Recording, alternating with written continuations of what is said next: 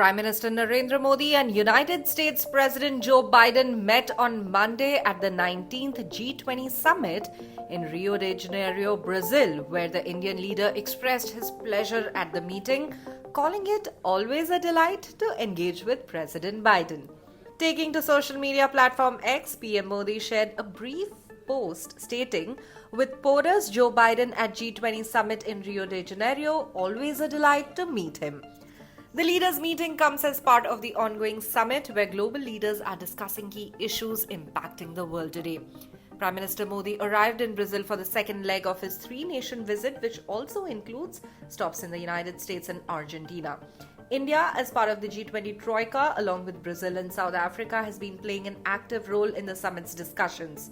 The Troika, comprising the three most recent and incoming presidencies of the G20, is helping to shape the agenda of the ongoing summit and the global economic dialogue.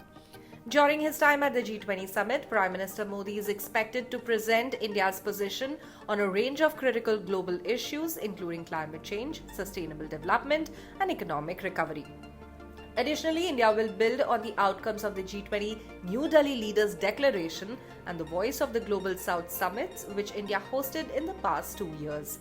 These events have underscored India's increasing influence in shaping global policies and its commitment to addressing pressing international challenges.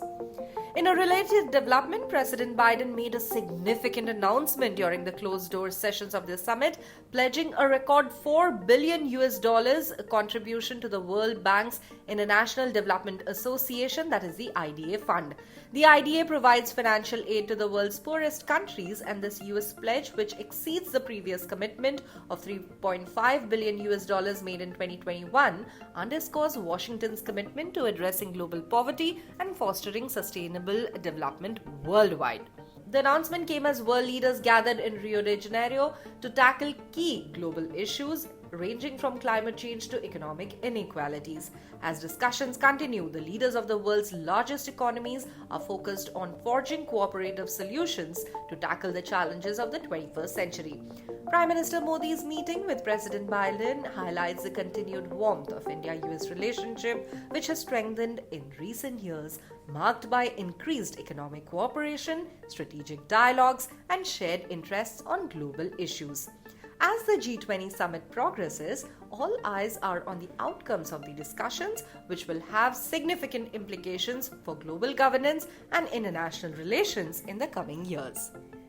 It seems to me there's certain key steps. First, we have to invest at large scale. Now we need to make sure the World Bank can continue its work in the most vulnerable countries. I'm proud to announce the United States is pledging $4 billion over the next 3 years to the World Bank's International Development Association. As my friend Ajay tells you, the IDA is the first responder to the world's poorest countries. I encourage everyone around this table to increase their pledges in December. In addition, we have to mobilize private capital at scale. I'm proud of my country's work in this fund, including mobilizing $60 billion through the Partnership for Global Infrastructure and Investment.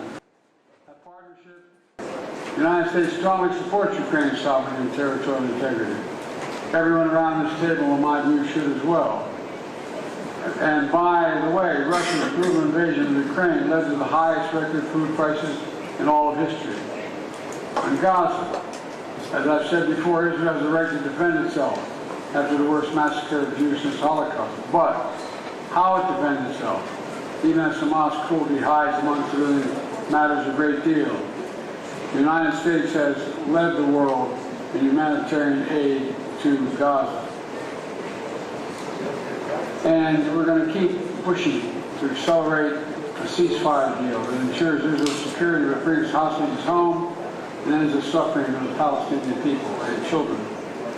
I ask everyone here to increase their pressure on Hamas, which is currently refusing this deal. And on Sudan, this is my last G20 summit. We've made progress together, but I urge you to keep going. I'm sure you will, regardless of my urging or not. This group has within its power to usher in a new era of sustainable development, to go from billions to trillions in assistance of those most in need. This all may sound lofty, but this group can lay the foundation to make that achievable. Thank you very much, and I look forward to the rest of our discussion.